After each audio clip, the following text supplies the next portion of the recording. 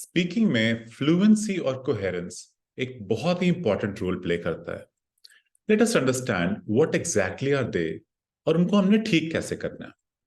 सबसे पहले fluency and coherence होती क्या है? Fluency and coherence 25% band score है हमारी स्पीकिंग की। बहुत इंपॉर्टेंट कंपोनेंट है। फ्लुएंसी एंड कोहेरेंस दोनों साथ में चलती हैं। हो सकता है आप किसी चीज में फ्लुएंट हो बट आपकी बात समझ में ना आए, या हो सकता है आपकी बात समझ में आ रही है बट आपकी फ्लुएंसी ठीक ना हो। दोनों ही केसेस में जो एग्जामिनर होता है उसको कॉन्सेप्ट क्लियर नहीं होता कि आप क्या बोल रहे हो। दैट इज वाई इन दोनों को इकट्ठा मार्क किया जाता है। फ्लुएंसी के बारे में देखते हैं, फ्लुएंसी है क्या? फ्लुएंसी है हमारी एबिलिटी जहां पे हम बिल्कुल स्मूथली और एफर्टलेसली बात कर रहे हैं, बिना अटके हुए, बिना कोई झटकों के। सबसे पहली प्रॉब्लम फ्लुएंसी में आती है, वोकैबुलरी नहीं होती। स्टूडेंट्स अटक जाते हैं एक वर्ड को लेके। दूसरी प्रॉब्लम, उनको हेजिटेशन होती है बोलने में, पॉजेज ऐड कर लेते हैं, कॉन्फिडेंस लूज कर जाते हैं। तीसरी प्रॉब्लम, फिलर्स बहुत यूज करते हैं, लाइक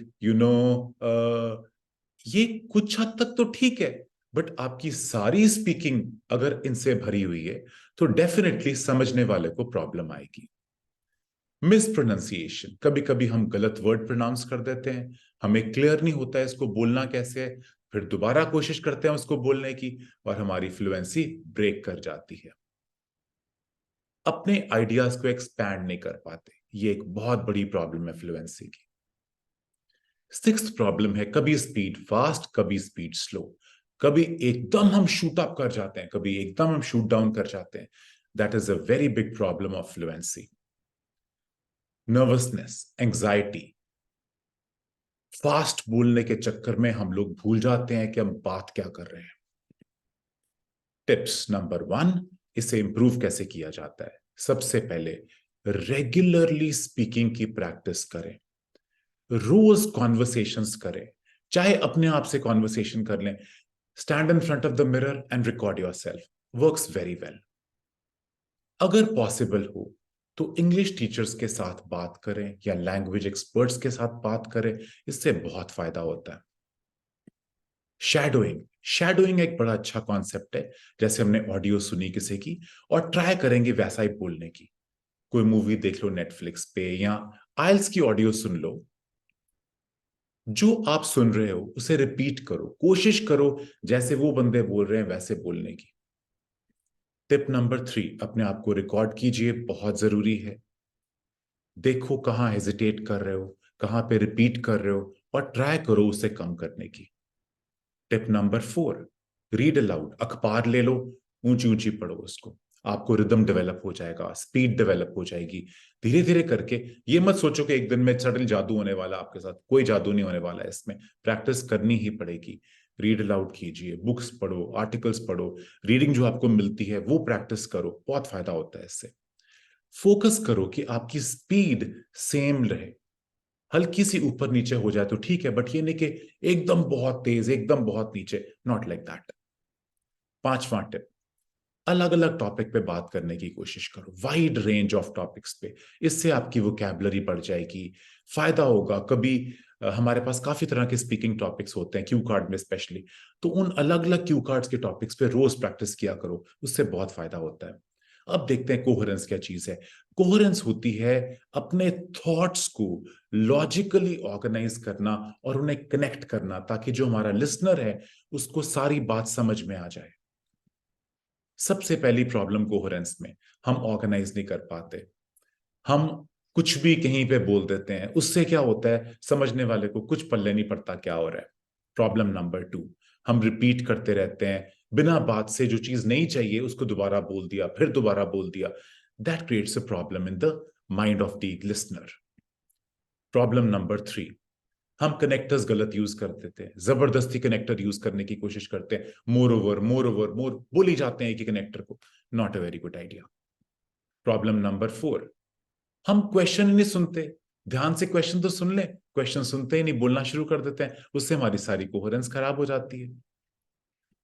प्रॉब्लम नंबर 5, आइडियाज को डेवलप नहीं कर पाते, कभी आइडिया को प्रॉपरली डेवलप किया, कभी छोटा सा आइडिया रह गया, किसी आइडिया को हाफ डेवलप कर दिया, फिर किसी और आइडिया में चले गए, so this becomes a problem.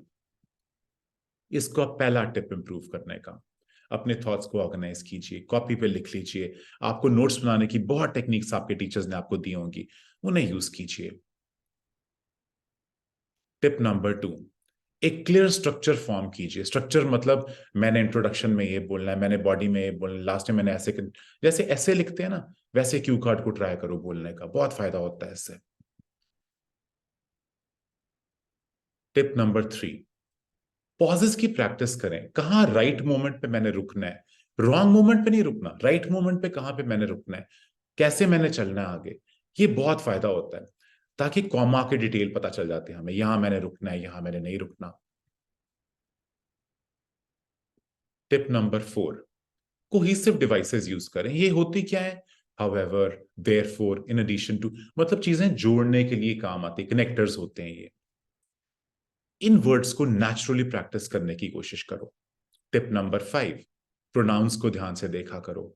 He, she, it, दे। बड़ी बारी मैंने देखा है स्टूडेंट्स आपस में कंफ्यूज हो जाते हैं, ही बोल रहे हैं शी बोलना शुरू कर देते हैं, शी बोल रहे हैं इट बोलना शुरू कर देते हैं, which is a very confusing thing. जो एग्जामिनर होता है ना, वो पागल हो जाता है सुनते सुनते, कहते हैं क्या बोल रहा है भाई तू।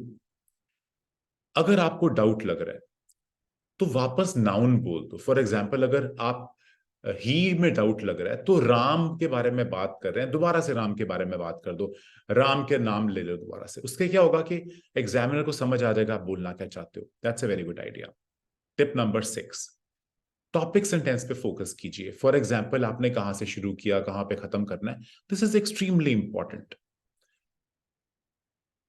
समराइज एंड कंक्लूड, अगेन ये बहुत जरूरी है। आपने क्या बात करी है उसे कंक्लूड करना जरूरी है।